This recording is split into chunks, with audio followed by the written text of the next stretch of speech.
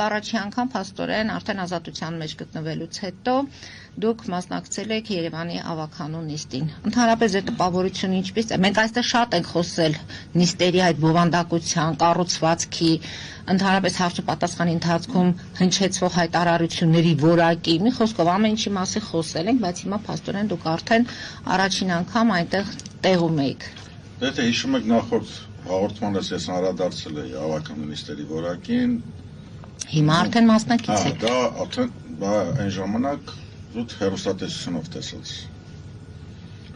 Կարելի ասել, որ կանխատեսումներս 100%-անոց իրականություն էր։ Այսինքն ձեզ ինչպես ընդունեցին։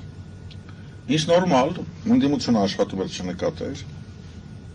Ընդդիմությունը, այսինքն քաղաքացիական պայմանագրի նկատում էր, եթե առանձնացնում եք։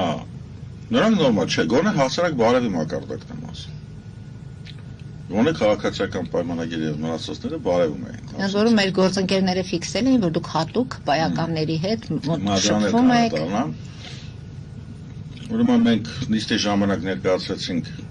առաջարկություն Կամո Արեյանին Երևանի պատվավոր քաղաքացի շնորհելու հետ կապված, առիթն էլ ասեմ ինչու ներկայանում, որովհետեւ բերել էին 4 հոգու, որոնցից ոչ մեկին չենք ճանաչում։ Ասենք եթե խնդիրը տենց է գնում, ապա 30 տարի քաղաքին նվիրած մարդ, կյանքը նվիրած մարդուն խիչ եք առաջարկում։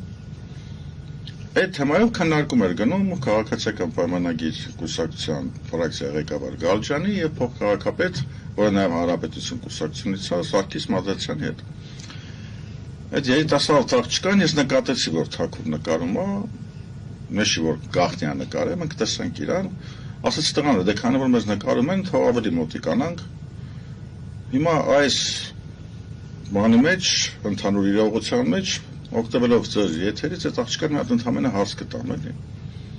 Ասենք, օրենսդրական նախաձեռնությունը իր կարծիքով ես ում հետ պիտի քննարկեմ։ Եթե ոչ ազգային բանի, ավականիում գտնվող ֆրակցիաների ղեկավարների հետ։ Հաստատ ոչ իր հետ։ Կոնկրետ իր հետ քննարկելու բան չունեմ։ Դուք հասկանում եք, չէ՞, որ այսուհետ լինելու եք ուշադրության կենտրոնը եւ Ես գիտեմ, նայ քիչ որն է։ Քաղաքականություն, քաղաքական պայքար, նույնիսկ այն ինչ որ կատարվել է իմ ընտանիքի անդամների հետ, ես իրավաբան եմ կամ մեղքի անհատականացման սկզբունք։ Հիմա քաղաքացիական պայմանագիր էս պայն ես չգիտեմ, ես կարող ունենամ 50 կամ 60,000 անդամ։ Հիմա ինչ 60,000 անդամին ես մեղադրեմ, թե ինչու եք կալանավորել իմ տղային կամ կնոջս։